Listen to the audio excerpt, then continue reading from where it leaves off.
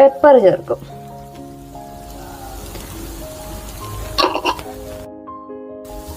എൻ്റെ അമ്മയൊക്കെ അരപ്പ് അരച്ചാണ് കേട്ടോ ഉണ്ടാക്കുന്നത്. തേങ്ങ, ക്യൂമിൻ സീഡ്സ്, മഞ്ഞൾപ്പൊടി, മുളക് പൊടി ഇതൊക്കെ വെച്ചിട്ട് മിക്സിയിൽ അരയ്ക്കും. എന്നിട്ടാണ് ഇതിനകത്തോട്ട് ഇടുന്നത്. പക്ഷേ ഇതാണെങ്കിൽ കുറച്ചുകൂടി ഈസി ആയിട്ട് തോന്നിയത്. മറ്റേതാകുമ്പോൾ മിക്സി എടുക്കണം, അരയ്ക്കണം, അത് കഴുകണം, അതിൻ്റെ ആവശ്യമൊന്നുമില്ല. ടേസ്റ്റൊക്കെ ഓൾമോസ്റ്റ് സെയിം ആണിതും. ക്യാരറ്റ് തോരൻ ഇവിടെ റെഡി ആയിട്ടുണ്ട്. കറിവേപ്പിലയും കൂടെ ഉണ്ടായിരുന്നെങ്കിൽ നല്ലതായിരുന്നു.